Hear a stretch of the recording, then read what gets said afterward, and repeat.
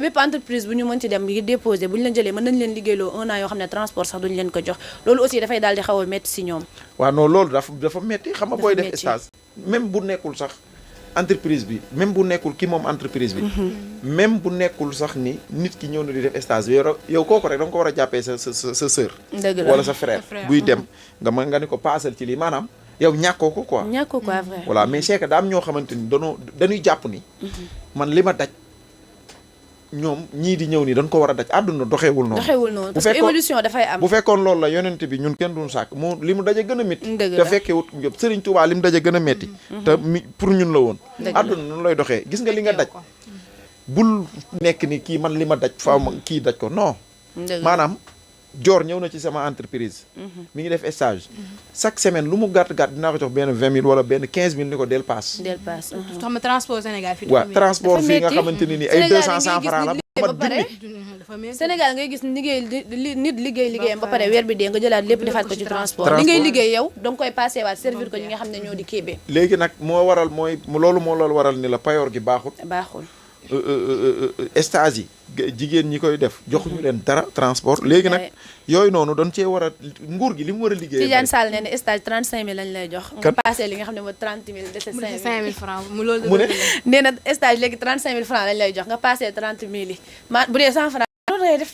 nga passé 30 000 mu dese la 5 000 nga war cee mën a lekk war cee mën a naan ñi bootu sa ginnaaw nga xam ne heure bu ñu gisee yaa ñu ngi lay gis ngay gàddu sac di xëy yaakaar ni yaa ngi ak àdduna te yaakaar dafa fort man mii de léeg-léeg nit woo ma naan ma doo ma dugalal foofu 50 000 defe ni man damaa yor xaalis bu bari ma ne ko billaay ci kanam tuuti ma dugalal la laay ñu dikkaat li nga xam ne moo di diggante Faramareen yi ñoom ñi nag saa yu ñu xëyee rek am coow lu bees luy daal di ñëw ci seen digg muy ki nga xam ne rek moo di Mandiaye Seck ak diggante magam Wally Seck ñu gis ne fan yee génnoon na fi jël ay kàddu teg ko ci Wally pour mu gestu leen ñoom ki nga xam ne nag moo di Pawlish Mbaye ak ki nga xam ne moo di nu mu tudd sax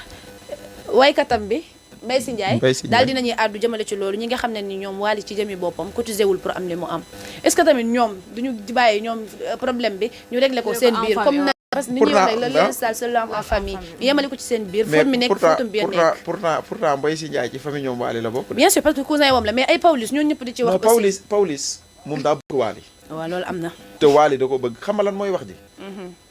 ñoom ñi nga xamante ni ñooy nekk ñoo sant Seck bokk seen maam Faramareen ñoo war a defar seen biir ñoo war a tabax ba mu baax kenn bañ cee dugg waaye nag xam nga Sénégal la ñu ne te ku boot bukki xaj da lay baw waaw kee day woy waaye kii tamit day woy waaye Wally li mu fi fekk ay tànk papaam la topp léegi nag ñee tey pour ñu topp tànku Wally dañoo war a ñëw magal ko daan ni Wally kat sunu mag la kenn ëppalewul ñu sunu yëfu mag la tey bu ñu demee am na côté yoo xam ne sax ñoom mën nañ koy occuper Wally ci yeneen concert yu mu war a def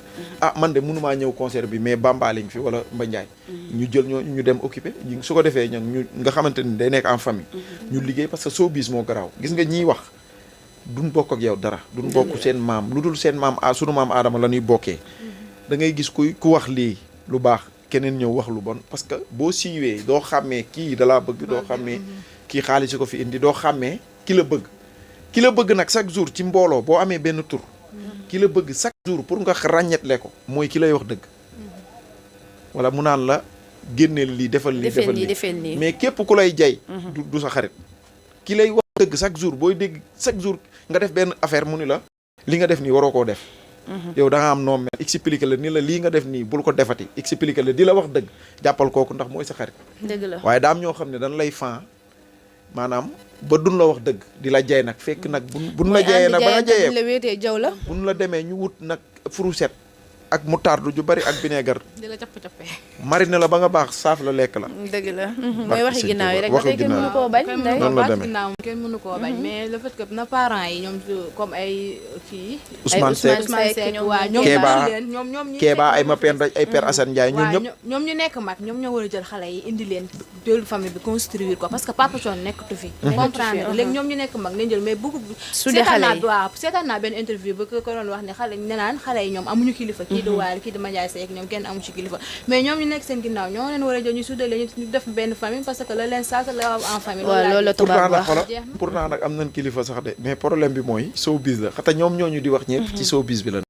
comme que ñoom ñoo bokk seen Faramareen bokk seen milieu showbiz dañu daal di rafetal seen diggante ndax nag ñu mënta tàkkalikoo dañuy àndu te ñaar ñi nga xam ne rek ñooy àndu chaque jour ñoom ñooy am ay problème waaye nañ ko régler ci seen famille ñun nag dañoo nekk ci li nga xam ne rek moo di suñu xaajanteloo émission ànd ci ba tey ak waa King Cosmétique nekk ci centre commercial Hadija ci ay produits yi nga xam ne rek dafa daal di meilleur ci sa yaram ñu indi ñu ay gamme yu bees tàq boo bëggee belli sans tache noire point noire loolu lépp nag ñoom am nañ lu koy jindi ñu indi laatal ñu li nga xam ne rek moo di masque bi nga xam ne moom ngay def ci sa lèvre mu dindi lépp luy peau morte ànd ci ak waa Sembat ñu meilleur ci bâtiment boo bëggee rek sa tabax mu ci ayib daal di leen di seeti laay dañuy xaajal émission bi rek dikkaat ak yéen nank ñu bàyyi bàkk bi jàll ñu àndaat ak yéen ci seen plateau matinal avec